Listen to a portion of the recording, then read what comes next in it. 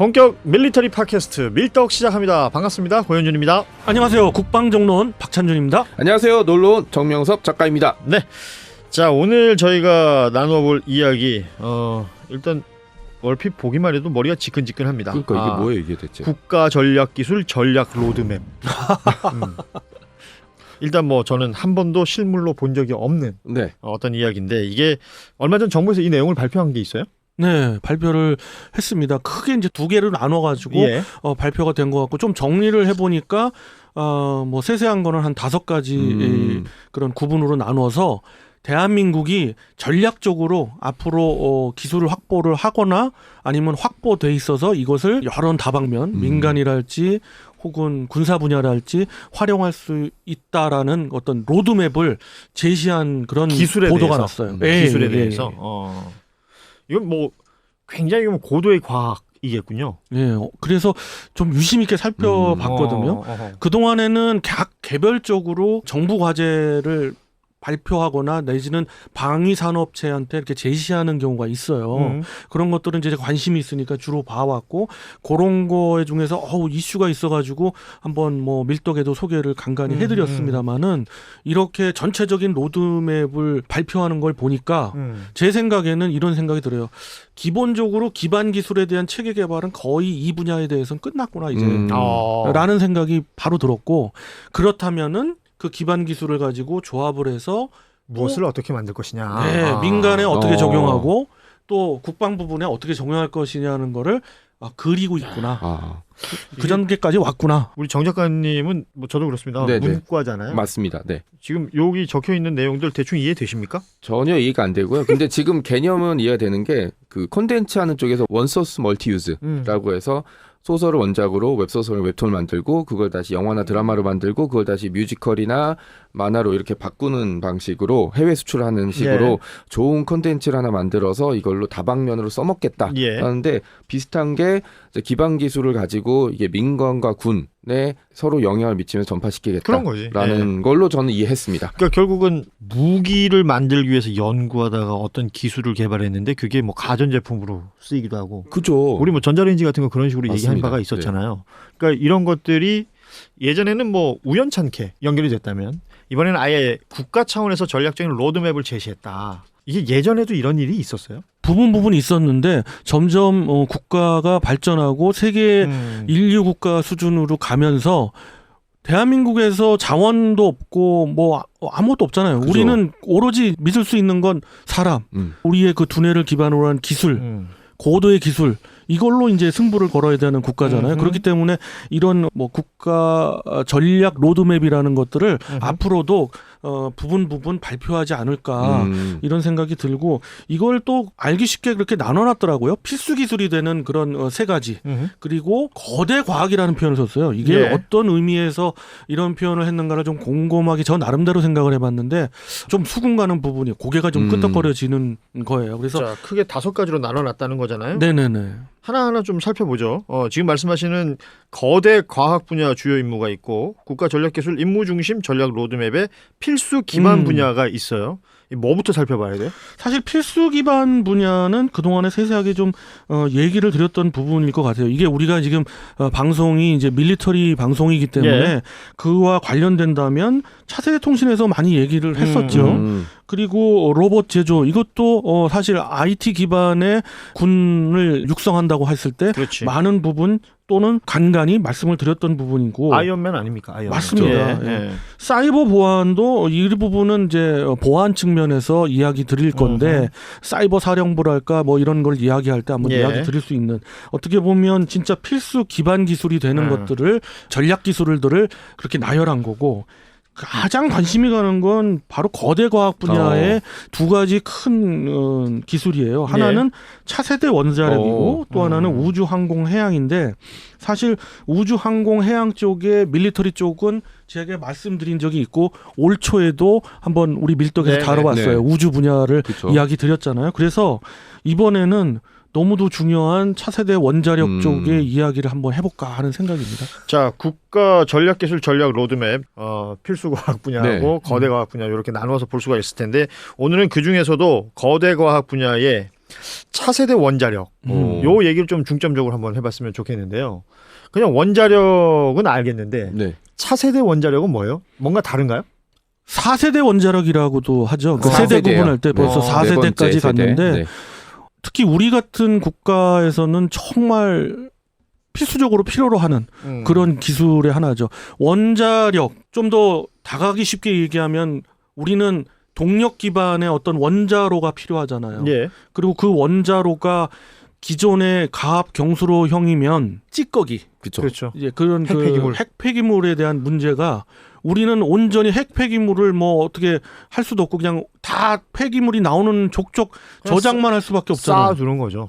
지금도 그렇고. 예. 그러니까 당연히 좀 더 소형이지만 동력은 거의 똑같고 에헤. 그리고 그런 찌꺼기들을 이용할 수 있는 좀 더 나아가서 표현한다 그러면은 그것들을 갖다가 재처리한다는 그런 예. 기술인 거잖아요. 그 기술도 있어야 되지만 초소형으로 다른 방식의 원자로를 개발하는 것이 우리에게는 어떻게 보면 숙명과도 함께 다가오는 그런 기술인 거죠. 초소형 원자로. 스마트 원자로라고도 부르고 그다음에 핵이라는 게 엮이면은 복잡해지는 문제가 있는데 거기에 대해서도 어느 정도 좀 자유로울 수 있는 거잖아요. 핵 폐기물이 좀 적게 나온다. 그렇죠. 네. 지금은 아무래도 농축도가 뭐 20% 이하면은 국제거래도 되잖아요. 그렇죠. 우리도 거기에서는 자유로운데 바로 그 부분에 있어서 그 자유로우려면은 핵 폐기물도 문제를 갖다가 상쇄해야 되고 그리고 우리의 동력원이 되는 그렇게 되면 민간이든 사실 군대든 활용할 부분이 엄청 많죠. 이거는 뭐 엄청나게 많아지는 거예요. 일종의 에너지 혁명이 될 수도 있죠. 근데 이게 쉽지가 않은 거잖아요. 네. 네, 그러니까 어찌됐건 이 분야에 대한 연구는 굉장히 제가 알기로는 긴 시간 이루어지고 있는 것인데 이것이 국가 차원에서도 계속해서 이제 관리하고 뭐 육성하고 발전시켜 나가야 될 분야다. 그러면 오늘은 우리가 이제 무기 체계로 얘기를 좀 좁혀봐야 되니까 차세대 원자로 이게 원자력이라는 게 잘 구축이 되면 어디에 쓰이는 거예요? 이 부분이 굉장히 상상하기에 따라서는 여러 가지로 그렇죠. 있을 수 있는데 가장 작은 거부터 가봐요? 아니면 큰 거부터 가볼까요? 저희 큰 그림을 좋아하니까 큰 큰 것부터 걸로 하죠. 어. 큰 거 하고 뒤에 뭐 작은 네네, 거는 뭐 자잘한 웬만하면 거, 네. 어떻게 보면 뭐. 밀리 매니아들의 그런 수건 사업이랄 수도 있는 네. 원자력 추진 잠수함, 아하. 핵 추진 잠수함이 사실은 무엇보다도 뛰어나지 않습니까? 예. 그 디젤 잠수함이 많이 따라왔다고는 하지만 비할 건 못 되거든요. 그러니까 에너지 동력원으로는 뭐 그렇죠. 그렇죠. 네. 그리고 적 잠수함에 헌터킬러 능력을 부여할 때는 핵 추진 잠수함이 무엇보다 유리하거든요. 그렇죠. 더군다나 원할 때까지 추격할 수 있으니까. 그렇죠. 우리의 주변국들은 상당한 수준의 잠수함들을 가지고 있어요. 핵 공격 잠수함들을 갖고 있고 그러면 핵 추진 잠수함을 만들어야 되는데 우리가 여러 가지 제약이 있었잖아요. 근데 이 초소형 원자로를 이용해서 그 원자로가 기반이 돼가지고 핵 잠수함에 장착이 된다 그러면 그게 핵 추진 잠수함이 되는 거죠. 그러니까 말하자면 핵 추진 잠수함은 충분히 할 수 있다. 근데 이제 좀 더 자세히 말씀드리면 사실 한국 원자력 연구원에서 6종의 초소형 원자로를 개발하고 있었는데 그 중에서 유레카라는 명칭을 붙인 원자로가 있어요. 예. 이 원전은 용융염 원자로거든요. 그러니까 어떻게 보면 핵 연료하고 냉매가 동일한 거예요. 액체로. 그래서 정말 그 손쉽게 또 초소형으로 만들 수가 있는 거예요. 거의 연금술 같은 거 아니에요? 그 안에서 계속 돌린다는 거 아닙니까? 그렇죠. 거기다가 열 에너지 기준으로 100메가와트를 개발했거든요. 그런 원자로 유레카라는 그런 원자로를 만약에 군용으로 해가지고 핵잠수함에 장착을 한다. 20년 동안 쓸 수 있습니다. 연료 교체 없이. 네. 진짜 유레카네. 그다음에 전 떠오르는 게 항모. 그렇죠. 네. 항공모함도 KF-21N을 만약에 우리가 주력으로 함재기로 탑재한다 그러면은 우리 뭐 앞서의 에피소드도 많이 다루었습니다만은 핵 추진 항공모함 아니면은 그 효용성이 많이 떨어진다. 그렇죠. 그래서 지금 중국이 지금 헛발질을 하고 있잖아요. 근데 핵 추진 항공모함에 들어가는 그런 핵 연료 원자로가 만약 이 유레카를 기반으로 한 거라고 한다면 소형 원자로가 들어간다면 그렇죠. 제가 알기로는 지금 100메가와트급이거든요.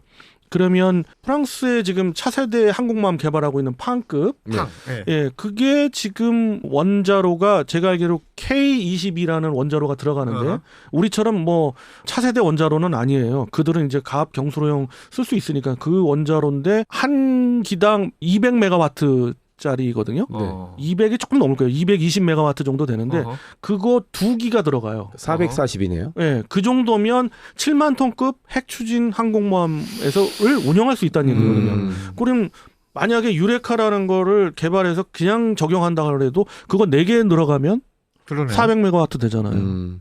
충분히 활용할 수가 있다. 또 지금 그걸 갖다 용량을 더 늘릴 수도 있잖아요. 유레카 그렇죠. 2 뭐 이렇게 네. 해가지고 그럼 뭐 경우에 따라서는 3기, 2기만 넣어도 충분히 활용할 수 있다. 그런 커다란 그런 무기 체계도 들어가지만 잘 자란 거 한번 가보죠. 잘 자란 거 가보면 우리 그 사우디 요번에 이제 사우디가 이제 천궁 2 네, 미사일. 우리가 이제 계약을 했다는 게 얼마 전 했다는 보도로 보도가 나왔잖아요. 나왔잖아요. 예. 거기 보면은 천궁 2에는 발전차가 항상 들어가잖아요. 그렇죠. 그리고 그 발전차에는 아. 항상 연료를 넣어줘야 그렇죠, 되잖아요. 그렇죠. 20년 동안 그냥 끝이야 그걸로. 한번 연료주의가 달아놓으면 그냥 없이. 그걸로 네, 네. 20년을. 네, 그리고 유레카를 개발할 때에 정부 개발 과제에서 제가 재작년쯤에 본 게 한 40피트짜리 사이에 그 컨테이너에 들어가는 그런 원자로를 개발하고 있어요. 이게 40피트면 일반적으로 고속도로에서 보고 있는 컨테이너 트럭. 컨테이너 정도 크기예요. 그 정도 크기에 그걸 갖다 싣는 발전차 하나만 거기 들어간다. 그러면 20년 동안 천궁 2의 한 개 발사대뿐만 아니라 전 발사대 그렇죠. 6개 발사대를 가능하지. 예. 20년 동안 연료 보급 없이 가능하다. 그리고 이렇게 전력을 무한대로 쓸 수 있으면 지금 얘기가 나오고 있지만 실전 배치는 안 되고 있는 레이저 방공 무기라든지 아니면 레일건 같은 것도 한 발더 달할 수 있네요. 가능하죠. 네. 거기다가 난리 나겠네. 예 해상 무기 체계에서도 이제는 해상 무기 체계뿐만 아니라 좀 더 작게 가보죠. 우리 왜 저 워리어 플랫폼 네. 네. 일반 병사들도 워리어 플랫폼의 모든 장비들은 다 뭐 어떤 식이에요? 충전식이죠. 그죠. 네.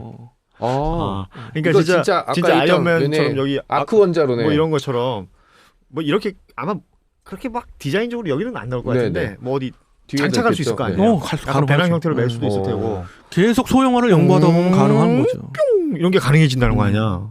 근데 이거에 대한 기술력이 앞서가고 있는 국가 중에 하나가 대한민국이다라는 거예요. 와. 탑을 달리고 있는 국가 중에 하나. 그래서 심지어 빌 게이츠가 와서 보고 가잖아요. 그러니까 차세대 원자력이라고 뭐 지금 표현이 돼 있습니다만, 그러니까 어쨌건 우리나라는 이 관련된 그 기술 개발을 꾸준히 해왔던 것이고, 네. 아까 말씀하신 유레카라든지 일정 부분 성과를 이룬 게 있고, 네. 이걸 어떻게 이제 무기 체계에 적용할 것이냐. 네네. 요 부분만 해결이 되면 이건 뭐 그렇게 긴 시간이 걸리지 않을 수도 있겠네요. 제 판단으로는 정부에서 계속 이걸 드라이브를 걸고 노력을 한다면 2030년대 초반에 가서는 가시적인 어떤 무기 체계에 적용하는 것들이 나오지 않을까.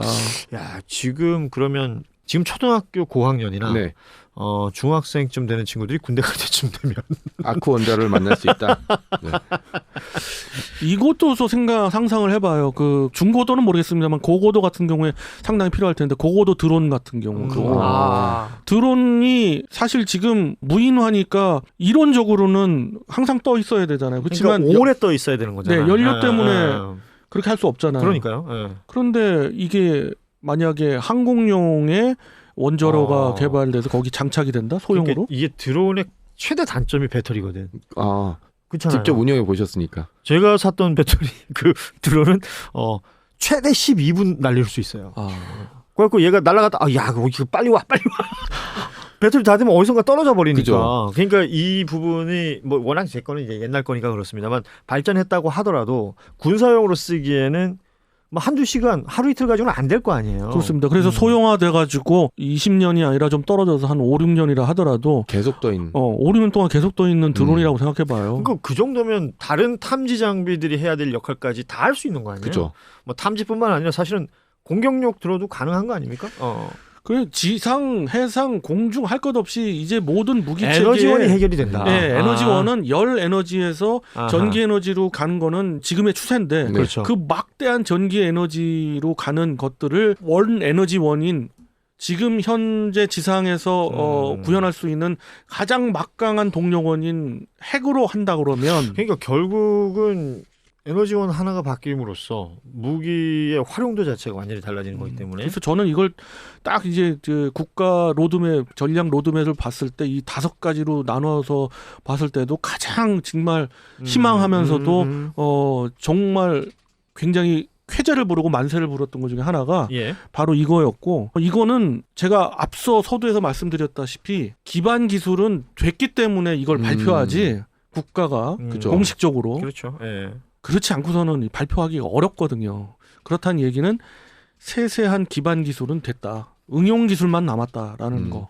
그러면 이 스마트 원자로, 스마트 차세대 원자력이 실용화되면 가장 먼저 적용될 분야가 결국 잠수함일 가능성이 되게 높겠네요. 뭐 항공모함은 아직 계획만 있으니까. 맞습니다. 사실 제일 시급한 것이 잠수함이지 않을까 싶고요. 하나 예를 들어보죠. 트리옹팡급 프랑스 핵 잠수함 네네. 같은 경우가 K15라는 원자로, 물론 그거는 4세대 원자로가 아닙니다. 그 원자로가 150메가와트짜리가 들어가요. 근데 지금 유레카가 아까 제가 말씀드렸다시피 100메가와트잖아요. 그거 장착하면 되거든요. 왜냐하면 트리옹팡은 14,000톤급의 잠수함인데 우리가 지금 개발하려고 하는 그런 거는 뭐 반 정도? 확실하게 이야기 안 해놨습니다만 안창호 배치 3가 만약 된다고 그러면은 5,000톤에서 왔다 갔다 한다고 하거든요. 예. 전 세계 최초의 핵 잠수함이었던 노틸러스 잠수함이 한 4,000톤 좀 넘어, 그러니까 5,000톤 봐야죠. 그렇죠. 5,000톤 정도 되거든요. 그런 잠수함, 내진 그거보다 좀 더 큰 잠수함을 우리가 계획한다고 했을 때 가시권에 있는 거죠. 우리는 이제 바로 붙일 수 있다는 거 아니야. 이게 뭔가 확인만 되고 적용만 가능해진다면. 야, 이거 무기들이 점점 좋아지네. 되게 좋은 게 뭐냐면 이게 기반 기술이잖아요. 이 선진국의 증거 중에 하나거든요. 우리가 예를 들어서 배를 엄청 잘 만들어요. 근데 배를 만들고 그 안에 들어간 각종 센서, 기술 이런 게 다 수입이면 로열티 줘야 되고 가져와야 되고 비싸게 사야 되거든요. 우리가 많이 만들어 팔수록 저기 앉아 있는 저 선진국의 배를 불려주는 일이 되는데 우리도 이제 그렇게 기술을 가지고 타국에 이제 로열티를 주고 사들일 수 있고 그다음에 군사 분야에서 이게 적용되면 파급 효과는 진짜 어마어마한 거죠. 아니, 그러니까 원자력이라는 것이 이게 뭐 마치 그 정쟁의 도구처럼 한동안 쓰였잖아요. 뭐 전 정부는 어쨌고 이 정부는 어쩌고 네. 뭐 이런 얘기도 많이 했었는데 결과적으로 그 안전성에 대한 문제 아닙니까? 그 안전성에 대한 문제가 해결이 되고 지금 말씀하신 것처럼 소형 원자로가 만들어지고 그 소형 원자로로 인해서 핵 폐기물에 대한 고민도 덜어진다면 그리고 뭐 만들어가는 일련의 과정 중에 사고나 이런 것들을 막을 수 있는 또 다른 그 기반 기술들이 또 있어야 될 거 아니에요. 이런 것들이 만들어진다면 이거는 그야말로 에너지 혁명이 될 수도 있는 거 아닙니까? 에너지 국산화라는 게 다른 게 아니거든요. 그러니까 화석 연료를 우리가 석유를 사오잖아요. 우리 땅에서는 하나도 안 나니까. 그 사오는 그것만 해도 지금 디젤이 들어가야 될 수많은 공간에 얘들이 해결해 버린다면 훨씬 양질의 에너지를 길게 쓸 수도 있다. 누군가에게 물론, 기대지 않고. 네, 물론 해결돼야 될 과제들이 분명히 있겠습니다만. 네, 그 해결 과제가 뭐 용융염 원자로 같은 경우가 지금 차세대, 그러니까 4세대 원자로 중에서 가장 안전하다고. 아까 안전 결국은 안전이 제일 중요한 그렇죠. 거잖아요. 일본의 후쿠시마 때문에라도 더 그것이 요즘 화두인데 용융염 원자로가 가장 안전하거든요. 그렇다면은 지금 구현할 수 있는 핵 원자로 중에서는 가장 안전하다. 그죠. 그러니까 우리 박찬준 위원께서 얘기해 주셨지만 나라에서 이 정도로 공식 발표를 했을 때는 어느 정도까지는 됐기 때문에 발표하지 않았을까. 이건 굉장히 좀 어찌 보면 희소식이 될 수 있는 것이고 여기에 해결해야 될 과제가 있다면 제대로 해결해가지고 이렇게 되면 뭐랄까 이게 세계적으로도 뭔가 압도적인 무언가가 될 수도 있는 거 아니에요? 그렇습니다. 이거를 아무나 할 수 없는 거거든요. 그러니까. 지금 5개 국가 정도만 손으로 꼽는데 그 중에서도 앞서가고 있는 게 사실은 대한민국이에요. 아무튼 뭐 다소 됐으면 좋겠어요. 흥분되는 소재이기도 해요. 그렇기 때문에 관심 없는 사람들은 이게 뭐야 이러고 말겠지만 또 꾸준히 지켜볼 필요도 있겠다라는 생각이 듭니다. 국가 전략기술 전략 로드맵 요 관련해서 저희가 이야기 나눠봤는데 뭐 그 외에도 우주항공해양이라든지 나눌 이야기가 굉장히 많습니다만 오늘은 요 정도. 조금 남겨놔야 다음에 또 할 수 있죠. 또 새로운 여기서 뉴스가 업데이트되면 저희가 또 이야기할 수 있으니까요. 그럼요. 자, 오늘은 여기까지 함께 하도록 하겠습니다. 마치기 전에 구독, 좋아요, 알림 설정 다시 한번 부탁드리면서 여러분에게 인사드리죠. 고맙습니다, 여러분. 안녕. 안녕히 계세요.